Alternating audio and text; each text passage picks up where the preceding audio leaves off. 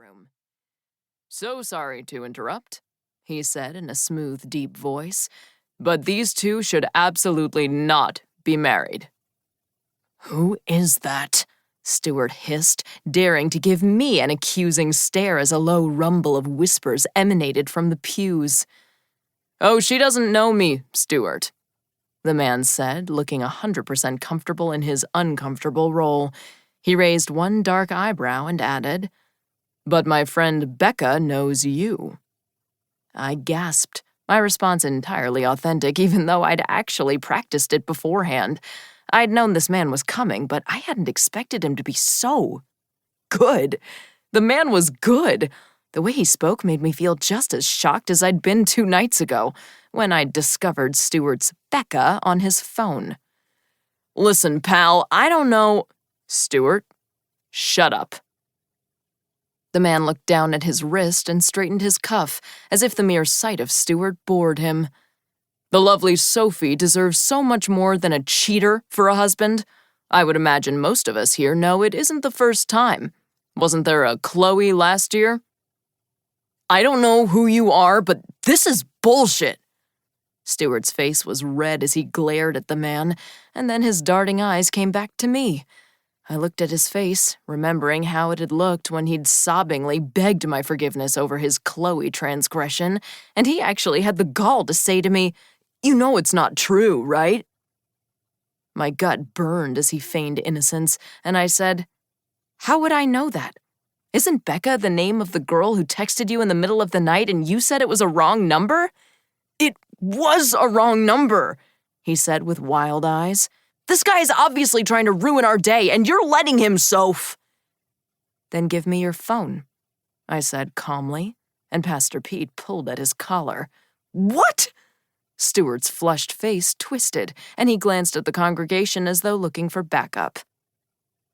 "If you have nothing to hide," the objector said, still standing and talking in that deep, steady voice, like this whole scenario was completely normal. "Just give her the phone, Stuart." "That's it, fucker!" Stuart yelled, rushing toward the guy. All hell broke loose as his groomsmen followed, though it was unclear if they were trying to hold him back or incite the forthcoming brawl. It was a cacophony of male yelling in gray tuxedos in motion.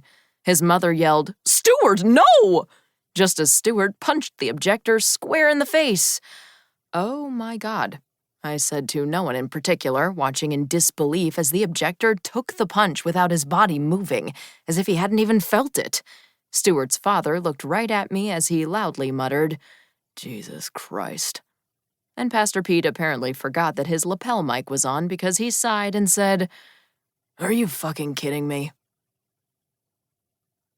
"To dodging the Stuart bullet," Asha said, holding up her shot glass. "To dodging Stuart," I repeated, tossing back the Cuervo. It burned going down. Man, I hate tequila, but I welcomed its effects. My head was spinning from the wedding collapse, and I desperately wished for impairment of any sort. It had been 4 hours since the ceremony brawl, and an hour since Stuart had removed his things from the honeymoon suite, yet I still felt like everything had just happened. "Woo!" Asha shouted, slamming her glass down on the bar. Yes, she is one shot ahead of me and way more relaxed.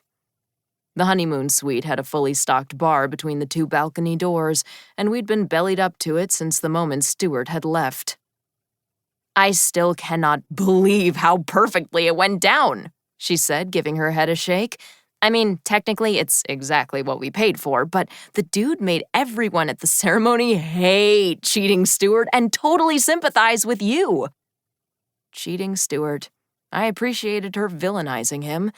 That's what friends did, after all. But I was still devastated by Stu's infidelity.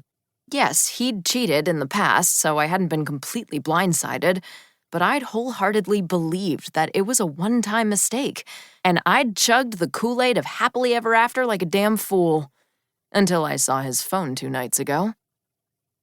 I'm just so relieved the blame for the canceled wedding falls solely on Stuart instead of me and my parents, I said, leaning forward on my stool to grab a Twinkie off the bar.